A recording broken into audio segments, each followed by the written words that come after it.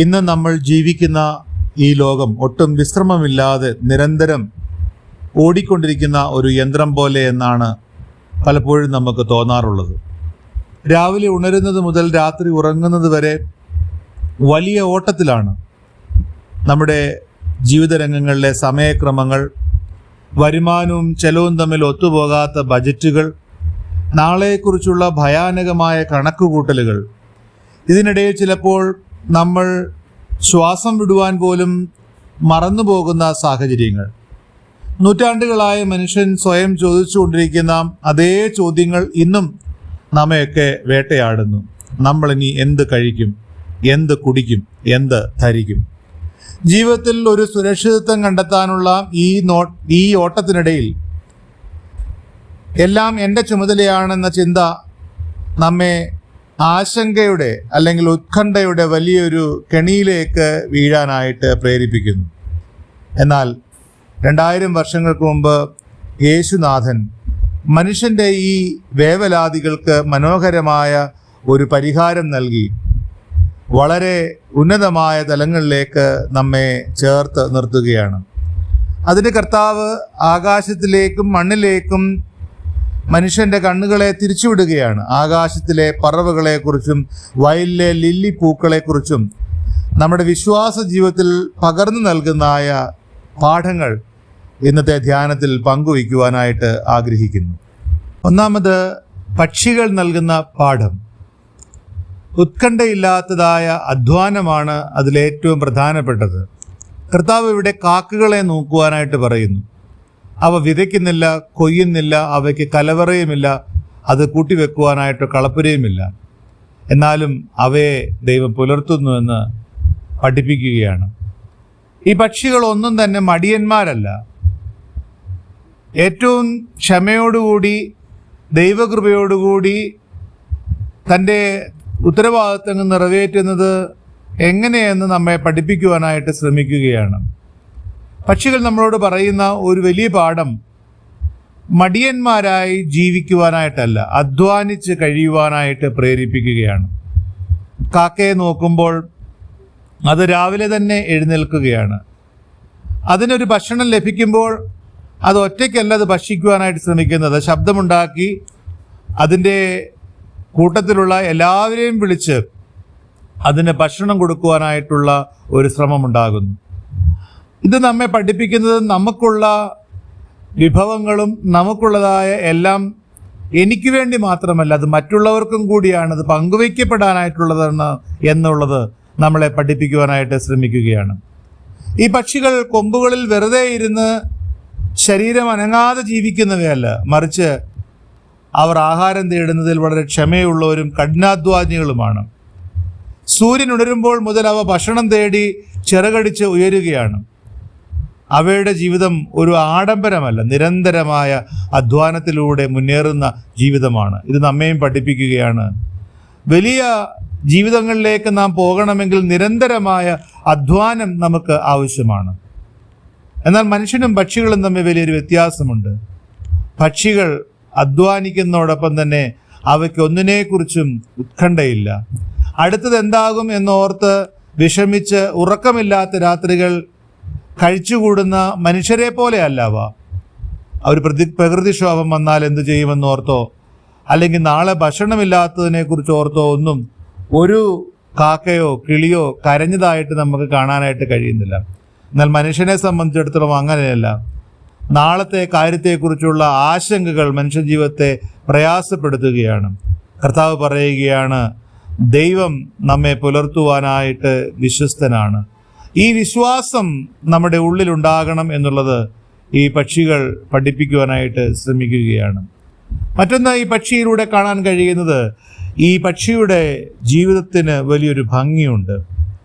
കേവലം ആഹാരം തേടുന്നതിൽ മാത്രം അതിൻ്റെ ജീവിതം അവസാനിക്കുന്നില്ല.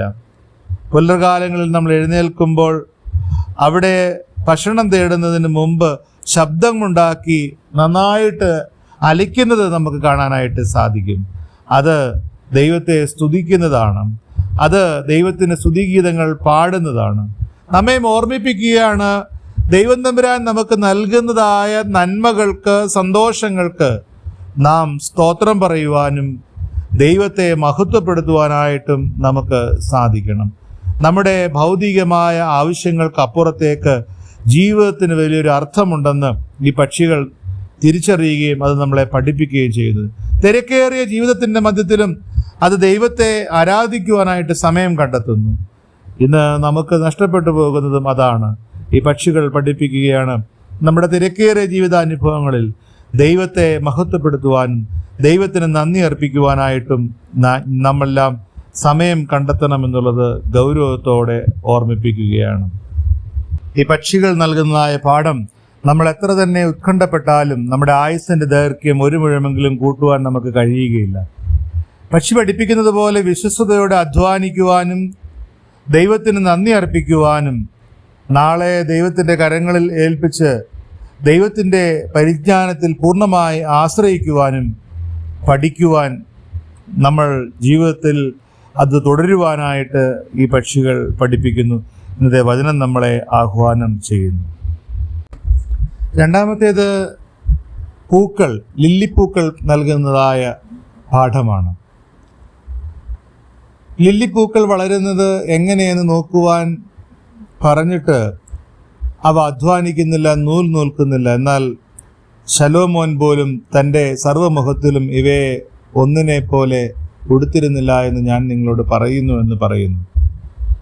ദൈവത്തിന് തൻ്റെ സൗന്ദര്യം തൻ്റെ സൃഷ്ടി പ്രക്രിയയിൽ നൽകുവാനായിട്ട് സാധിക്കും.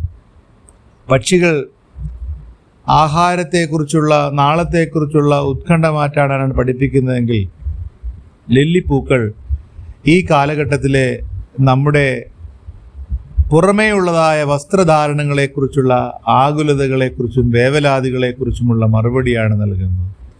വഴിയോരങ്ങളിൽ, വയലുകളിലും മറ്റ് ഇടങ്ങളിലുമൊക്കെ പൂത്തു നിൽക്കുന്നതായ പൂക്കളെ നോക്കാനായിട്ട് പറയുകയാണ്. അവ വലിയ വസ്ത്രനിർമ്മാണശാലകളിൽ പോയി കഠിനാധ്വാനം ചെയ്യുന്നില്ല, നൂൽക്കുന്നില്ല. എന്നിട്ടും അവ എത്ര മനോഹരമായിട്ടാണ് അണിഞ്ഞ് ഒരുങ്ങി നിൽക്കുന്നത്. അതിൻ്റെ ഇതളുകളിലെ ഘടനകൾ നോക്കിയാൽ തിളക്കമുള്ള നിറങ്ങളും മനുഷ്യന് ഒരിക്കലും അനുകരിക്കാനാവാത്തതുമായ അനുഭവങ്ങളെ കാണുവാനായിട്ട് സാധിക്കും. ദൈവത്തിന് പ്രവർത്തിക്കുവാൻ നമ്മൾ അവസരം നൽകുമ്പോൾ മനുഷ്യൻ്റെ കൈകൾക്ക് സ്വപ്നം കാണുവാൻ കഴിയുന്നതിനേക്കാൾ അപ്പുറമായി അത് മനോഹരമായി തീർക്കുവാനായിട്ട് സാധിക്കും എന്നുള്ളത് പഠിപ്പിക്കുകയാണ്. ഒരുപക്ഷെ ഇന്ന് നാം കാണുന്നതായ ലോകത്തിൻ്റെ എല്ലാ പ്രകടനങ്ങളും എല്ലാ അനുഭവങ്ങളും ഇത് തന്നെയാണ് നമ്മളെ പഠിപ്പിക്കുന്നത്. അതിൽ നമ്മൾ ലോകത്തിൻ്റെ അനുഭവങ്ങളിലേക്ക് പോകുന്നതിനേക്കാൾ ഉപരിയായിട്ട് ദൈവത്തിൻ്റെ കരങ്ങളിൽ നമ്മളെ എടുത്ത് ഉപയോഗിക്കുവാനായിട്ട് നമുക്ക് കഴിയണം. അപ്പോൾ അതെല്ലാം അനുഗ്രഹിക്കപ്പെട്ടതായിട്ട് മാറും എന്നുള്ളത് നമ്മെ പഠിപ്പിക്കുവാൻ ശ്രമിക്കുകയാണ്. ചിലപ്പോൾ നമ്മുടെ മുൻഗണനകളൊക്കെ തെറ്റിപ്പോകാറുണ്ട്.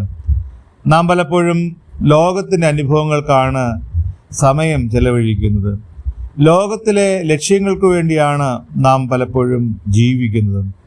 എന്നാൽ അപരൻ്റെ വേദനയും സങ്കടങ്ങളുമൊക്കെ കാണാതെ പോകുന്നതായ ഒരു സാഹചര്യം ഈ ലോകത്ത് നിൽക്കുന്നു. എന്നാൽ ദൈവം അങ്ങനെയല്ല. ദൈവം ഒരു തോട്ടത്തേക്കാൾ കൂടുതൽ സ്നേഹിക്കുന്നത് തൻ്റെ മക്കളുടെ കുടുംബത്തെയാണ്. അവിടുന്ന് വലിയ അനുഭവങ്ങളെക്കാൾ കൂടുതൽ കരുതുന്നത് തന്നിൽ വിശ്വസിക്കുന്ന ദൈവ മക്കളെയാണ്. പ്രപഞ്ചത്തിലെ എല്ലാ പുൽമേടുകളെക്കാളും ദൈവം വിലമതിക്കുന്നത് മനുഷ്യൻ്റെ ജീവിതങ്ങളാണ്. ഭൗതികമായ എല്ലാ സൃഷ്ടികളെക്കാളും കൂടുതൽ ദൈവം ചിന്തിക്കുന്നത് തൻ്റെ മക്കളെക്കുറിച്ചാണ്. ദൈവം നമ്മുടെ കുറവുകളിലേക്ക് തള്ളിവിടാനായിട്ടല്ല ആഗ്രഹിക്കുന്നത്, മറിച്ച് നമ്മുടെ വിശ്വസ്തമായ അധ്വാനത്തിന് അർഹമായ പ്രതിഫലം തന്ന് നമ്മെ അനുഗ്രഹിക്കുവാനാണ് ദൈവം ആഗ്രഹിക്കുന്നത്. അതുകൊണ്ട് ദൈവം നമുക്ക് നൽകിയിരിക്കുന്നതായ മനോഹരമായ സാഹചര്യങ്ങളെ വേണ്ട വിധത്തിൽ ഉപയോഗിച്ച് ദൈവത്തിനു വേണ്ടി പ്രയോജനപ്പെടുത്തുവാനായിട്ട് നമുക്ക് സാധിക്കണം. നമ്മൾ ഭൗതികമായ അനുഭവങ്ങളിലേക്ക് സമയം ചെലവിടുവാനായിട്ട് ശ്രമിക്കുന്നതിനേക്കാൾ ഉപരിയായിട്ട് നിത്യജീവൻ്റെ അനുഭവങ്ങളിലേക്ക് എത്തിച്ചേരുവാൻ ഈ ലോകത്തിൽ മറ്റുള്ളവരുടെ വേദന കണ്ട് അവരെ സഹായിക്കുവാൻ തയ്യാറാകുന്ന അനുഭവത്തിലേക്ക് പോകുവാൻ നമുക്കെല്ലാവർക്കും കഴിയണം. പ്രിയരെ, ഇന്ന് നമ്മളെ അലട്ടുന്നത് ഭയമാണ്. എന്നാൽ ഭയത്തിൽ നിന്ന് സ്വാതന്ത്ര്യത്തിലേക്ക് പോകുവാനായിട്ട് ഈ ഭാഗം നമ്മളെ ഓർമ്മിപ്പിക്കുകയാണ്. നമ്മൾ ആകാശത്തിലെ പക്ഷികളിലേക്കും വയലിലെ പൂക്കുകളിലേക്കും നോക്കുമ്പോൾ യഥാർത്ഥത്തിൽ നമ്മൾ കാണുന്നത് നമ്മുടെ സൃഷ്ടാവിന് സ്നേഹമുള്ള സ്വഭാവത്തെയാണ്. പക്ഷികൾ നമ്മോട് പറയുകയാണ്, പിതാവ് നമ്മെ സകല നന്മകളും നൽകി അനുഗ്രഹിക്കുകയും പുലർത്തുകയും ചെയ്യുന്നു. പൂക്കൾ പറയുന്നു, നമ്മുടെ ചെറിയ കാര്യങ്ങളിൽ പോലും അവൻ നമ്മെ ശ്രദ്ധിക്കുന്നു. ദൈവം നമ്മെ എല്ലാം സൃഷ്ടിച്ചിട്ടുണ്ട്. അതുകൊണ്ട് ഒന്നിനെക്കുറിച്ചും വിചാരപ്പെടാതെ നമുക്ക് നൽകിയിരിക്കുന്ന എല്ലാ നന്മകൾക്കും നന്ദിയുള്ളവരായി ജീവിക്കുവാൻ, സ്തോത്രം പറഞ്ഞ് മുമ്പോട്ട് പോകുവാൻ ദൈവം തമ്പുരാൻ നമ്മെ സഹായിക്കുകയും ശക്തീകരിക്കുകയും ചെയ്യട്ടെ. ആമേൻ.